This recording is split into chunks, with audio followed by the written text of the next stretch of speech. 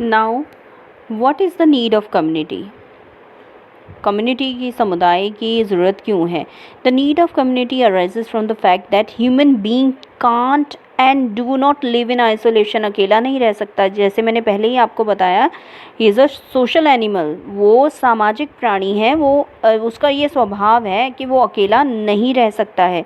इसीलिए उसको समुदाय की ज़रूरत है, उसको ग्रुप्स में रहने की ज़रूरत है। तो कम्युनिटी की हमें ज़रूरत क्यों है? It provides protection and shelter to us. It fulfills our needs of food, clothing, housing, and education. It enables us to exchange our ideas and knowledge with others. It provides us opportunity to develop values and virtues by our personal experience. तो ये सारी चीज़ें जो है हम society में रहकर, समुदाय में रहकर, ग्रुप्स में रहकर ही पूरी कर सकते हैं। यहीं पे हमें प्रोटेक्शन महसूस होती है। हमारे भोजन, रहने खाने पीने की सुविधा और शिक्षा की सुविधा जो है वो हमें मिलती है। हमारे आइडियाज़ को हम एक दूसरे के साथ बांट सकते हैं। हमारी जो मूल्य हैं और हमारी जो कल्चर संस्कृति है उसका विकास हम कर सकते हैं। अब हमारी ड्यूटी क्या है सोसाइटी के प्रति, हमारी कम्युनिटी के प्रति हमारी ड्यूटी क्या है वो भी हम जानेंगे। We can say that human life is not possible without the society. We all contribute for the welfare of our family, school, community, and society, a whole in one way or the other. We all live in cooperation. We express and share our joys and sorrows with other members of our society or community. तो यहाँ पे एक पूरा जो समाज है, समाज के प्रति हमारा कर्तव्य और समाज से मिलकर जो हमारा पूरा राष्ट्र बना है उसके प्रति हमारा कर्तव्य जो है वो मायने रखता है। तो हमारी ड्यूटी जो है, हमारा जो कर्तव्य है वो बहुत बड़ा है। तो इसके लिए हमें लॉयल होना चाहिए। हमारे समुदाय में रहने के लिए, सोसाइटी में रहने के लिए और राष्ट्र जो है, हमारा देश है, उसमें उसके प्रति हमारे कुछ कर्तव्य निर्धारित किए गए हैं, उनका पालन करना हमारे लिए बहुत ज़रूरी है। We must pay taxes.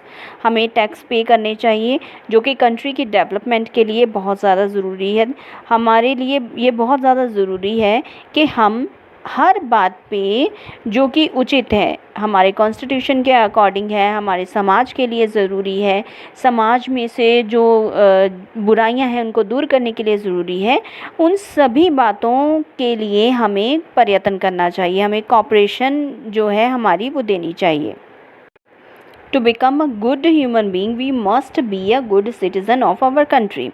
It is our foremost duty to be a good Indian and do whatever we can for the progress of our nation. We should also protect our natural and social environment from pollution. तो ये सारे कर्तव्य जो हैं हमारे बताए गए हैं, हमारी कम्युनिटी, हमारे समुदाय के प्रति, हमारे समाज के प्रति, हमारे देश के प्रति। हमारा देश जो है वो डाइवर्सिटी से युक्त है। बहुत सारी कल्चरल डाइवर्सिटीज़ जो है हमारे भारत में पाई जाती हैं।